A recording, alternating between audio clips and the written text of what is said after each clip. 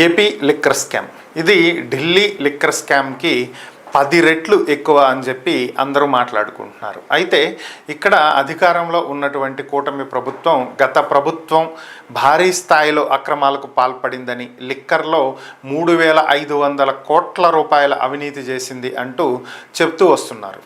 అలాగే కొంతమందిని అరెస్టులు చేశారు.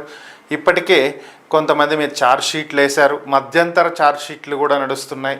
బిగ్ బాస్ అనేటువంటి వ్యక్తి ఒకరు ఉన్నారని, ఆయనకే మొత్తం కూడా డబ్బులు ముట్టినాయని కొత్త కొత్త కథనాలు కూడా వినిపిస్తున్నాయి. అయితే ఈ బిగ్ బాసే జగన్మోహన్ రెడ్డి అనేదానికి ఎక్కడా కూడా పూర్తి స్థాయి ఆధారాలు ఇంకా బయట పెట్టినప్పటికీ కూడా చిన్న చిన్నగా లీక్లు అయితే వస్తున్నాయి. అయితే దీంట్లో కింగ్ పిన్ మిథున్ రెడ్డి అని, ఆయన కనుసన్నల్లోనే అన్నీ నడిచినాయి అనేటువంటి వార్తలు కూడా మనం చూసాం. ఆయన కూడా అరెస్ట్ చేయడం జరిగింది, అది కూడా చూసాం మనం. అయితే ఇక్కడ వైఎస్ఆర్ కాంగ్రెస్ పార్టీ చెప్తూ వస్తున్నది ఏంటంటే సింపుల్. ఇక్కడ నాకు అర్థం కానటువంటి ఒక విషయం నేను మీతో చర్చించాలనుకుంటున్నాను. మీకేమన్నా అర్థమైతే దీనికి సంబంధించి కామెంట్లో పెట్టండి.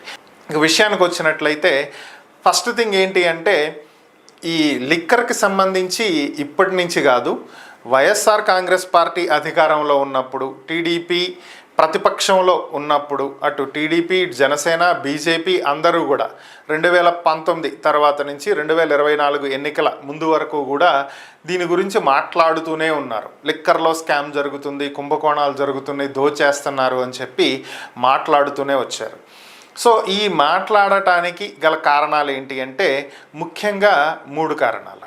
ఒకటేంటి అంటే అన్నీ నాసి రకమైనటువంటి బ్రాండ్లను తీసుకురావటం. అంతకుముందు ఉన్నటువంటి బ్రాండెడ్ మద్యాన్ని పక్కన పెట్టేసేసి సో ఏవైతే నాసి రకమైనటువంటివి లోకల్గా తయారు చేస్తున్నటువంటివి ఉన్నాయో వాటిని తీసుకురావటం.